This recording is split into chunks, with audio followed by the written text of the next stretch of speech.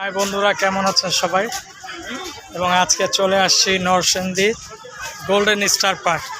যেহেতু পার্কটা ফুলের আদলে তৈরি এবং খুবই সুন্দর, এবং আপনারা দেখতে পাচ্ছেন যে হাটগুলো দৃশ্য খুবই চমৎকার এবং অনেক লোকের সমাগম। যেহেতু আমরা অনেক দূর থেকে আসছি, ঢাকা থেকে, তো আমাদের আসতে মোটামুটি বেশ কিছু বেগ পেতে হয়েছে। ট্রেনে আসছি যেহেতু একটু তাড়াতাড়ি আসতে পারছি। আর আপনারা দেখতে পাচ্ছেন ঈদের ছুটির আমেজে প্রচুর লোকের সমাগম, এবং অনেকে আসছে দূর দূরান্ত থেকে পরিবার পরিস্বজন নিয়ে। এবং এর দৃশ্যটা দেখছেন, খুব সুন্দর একটা জায়গা। পার্কটা অনেক বিশাল বড়, বেশ বড়, এবং অনেক মানুষ এখানে। তো আমি হাঁটছি, অনেক রোদ পড়েছে, তো রোদের তাপ অনেক, এবং সেই জন্য আর কি হেঁটে হেঁটে পুরো পার্কটা মনে দেখানো সম্ভব না, যেহেতু অনেক বড়। প্রচুর লোকের সমাগম হচ্ছে, বিভিন্ন দূর দূরান্ত থেকে মানুষ আসছে। এবং আমি যেই জায়গাটায় যাচ্ছি সেটা হচ্ছে ছাতা দৃশ্যটা। এই দৃশ্যটা খুব সুন্দর, এই মঞ্চটা খুব ভালো লাগলো আমার দেখে। এই যে আমি ঢুকে পড়লাম আরেকটা স্পটে।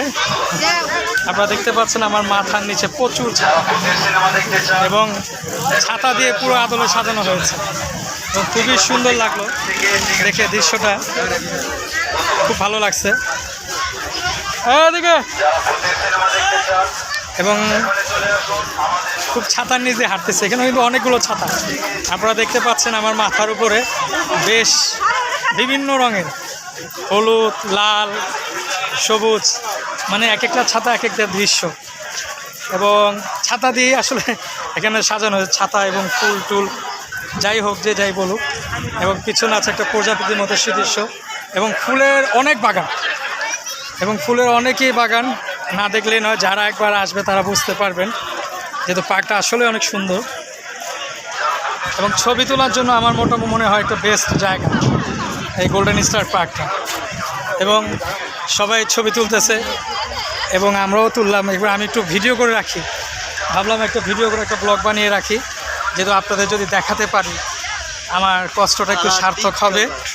এবং তারই ধারাবাহিকতায় এবং আজকে চলে আসছি আমরা এই গোল্ডেন স্টার পার্ক।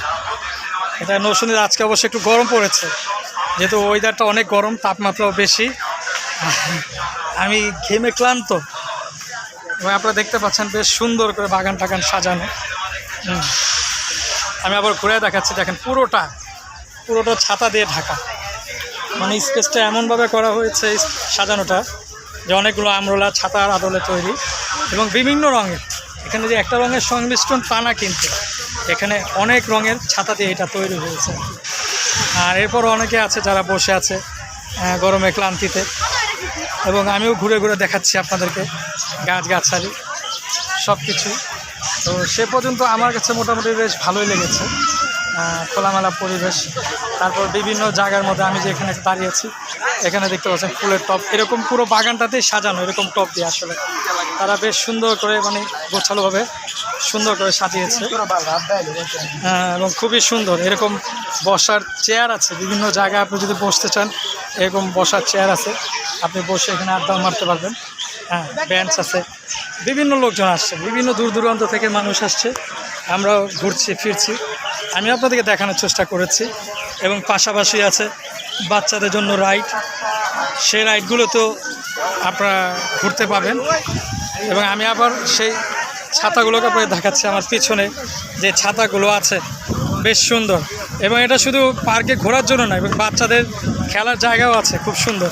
আপনি যদি বাচ্চাদেরকে বিভিন্ন রাইডে চড়াতে চান তাদেরকেও চড়াতে পারবেন। আর সব কিছুই মোটামুটি পাওয়া যায়, দামও আমার কাছে মোটামুটি একটা রিজনেবলই মনে হচ্ছে। মাত্র এন্ট্রি আমরা 150 টাকার মধ্যে ঢুকতে পেরেছি। এবং বেশ সুন্দর সুন্দর জিনিস তারা গাছ দিয়ে ফুল দিয়ে তৈরি করে রেখেছে, বাচ্চাদের জন্য আছে। এই যে আমার পিছনে দুটো মোরগ বানানো হয়েছে আদলে, এবং আরেকটি মোরগ শাড়ি পরেছে, একটা পুরুষ এবং একটা মহিলা, যে যাই হোক। এবং আরেকটা রিং দেখাচ্ছে আমি সুন্দর, ওই যে দেখতে পাচ্ছেন, ওই যে একটা রিং ঝুলে আছে, হাতের মধ্যে একটা রিং ঝুলানো। হ্যাঁ, এবং আরেকটি আছে সুন্দর জায়গায়, এখানে একটি চেয়ারের মতো দৃশ্য আছে, যদি তারা বসতে চায় বসতে পারবে। এবং আরেকটি এই হাতের উপরে কিন্তু বসে অনেকে ছবি তুলে। হ্যাঁ, এবং আরেকটি বন দিয়ে খুব সুন্দর একটা জিনিস তৈরি করেছে, দেখাতে যাচ্ছে আমি, ওই যে ঘাস ফুল দিয়ে, এবং আমার পিছনে দেখতে পাচ্ছেন। তো সে পর্যন্ত অনেক পুরো ভিডিও করতে অনেক সময় লাগবে, সেই পর্যন্ত আপনারা পাশে থাকবেন এবং আশা করি ভালো লাগবে সবারই। তো আজকে এই পর্যন্তই, আমি খুব ক্লান্ত, এখন রাখবো, তারপর একটু আপনাদেরকে দেখাচ্ছি। এইদিকে বাচ্চারা তারাও খেলাধুলা করছে। তো সে পর্যন্ত সবাই পাশে থাকবেন। আল্লাহ হাফেজ।